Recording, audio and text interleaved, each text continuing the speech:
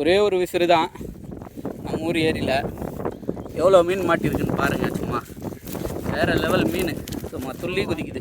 ஜிலேபி மீன் நல்ல சைட்டில் இருக்குது. இப்போ அங்கே இன்னொரு முறை போட போகிறான். எத்தை அடியா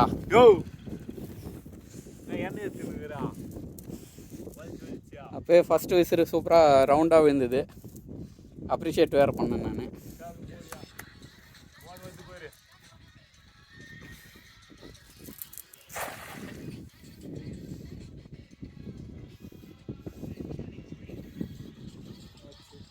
மாட்டிங்குது இல்லை அப்பயே ஒழுங்காக போடல.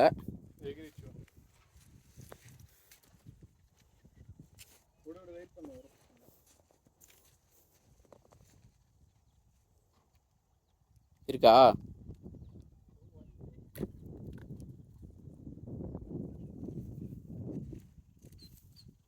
இருக்கு.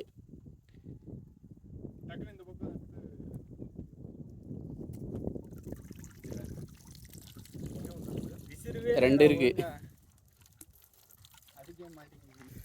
இந்த விசிறுக்கு சின்ன சின்ன மீன் தான். எங்க அதுலேயே மாட்டிக்கிச்சு. இவ்வளோ நேரம் இந்த பள்ளத்தில் போட்டுட்டு இருந்தோம், இப்போ இந்த பள்ளத்தில் போட போகிறான். கரைக்கு அந்த பக்கம் போட்டுட்டு போகிற.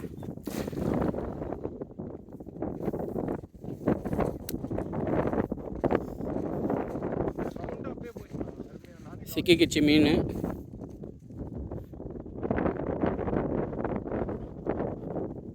நல்ல சைஸான மீனாக இருக்குது.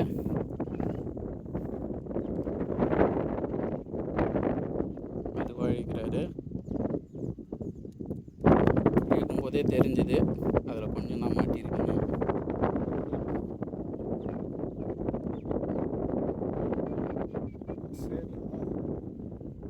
மாட்டியிருக்கு. மீன் மாட்டியிருக்கான்னு தெரியல, சேறு மாட்டியிருக்கு. நான் இங்கே ஆழம் ரொம்ப கம்மி இல்லைண்ணா.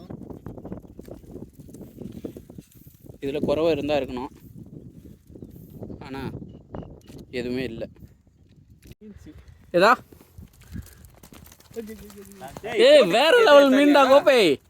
டேய் போட்டுக்கிறதுக்கு எதாவது தரலடா. இதுதான் இல்லையா அருமை பாரு.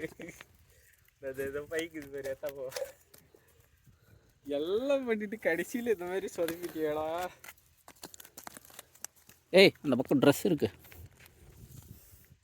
இங்கே பாருங்கள் ஃப்ரெண்ட்ஸ், ஒரே ஒரு வலை தான். அந்த விசிறு நல்லா விசிறனா. இன்றைக்கி தான் வாங்கினதுலேயே அருமையாக வந்துச்சு.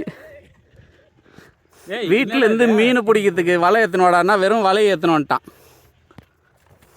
ஆள் வளர்ந்துருக்கானே தவிர ஏதோ ஒன்று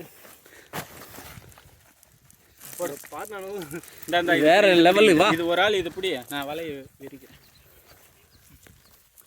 இங்கே பாருங்கள் ஃப்ரெண்ட்ஸ், ஒரே ஒரு அடி தான், சும்மா வேறு லெவலில் மாட்டிக்கிச்சு.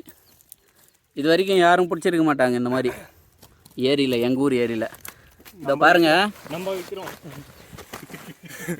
அலேக்கா பிடிச்சிட்டான் டில்லி பாபு. நல்ல சைஸான ஜிலேபி. இன்றைக்கி வறுத்து சாப்பிட்ற வேண்டியது தான். நீ அந்த பள்ளத்துக்கு போகக்கூடாதுன்னு சொன்னல, அதனால தான் நாங்கள் இந்த பள்ளத்துக்கு வந்தோம்.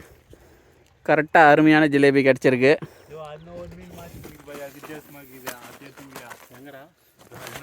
நம்ம தப்பு பண்ணல, நீ தப்பு பண்ணிட்ட அப்படி சொல்லு.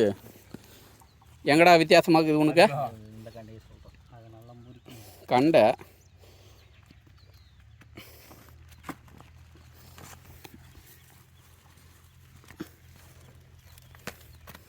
மாட்டின வச்சுக்கிச்சு.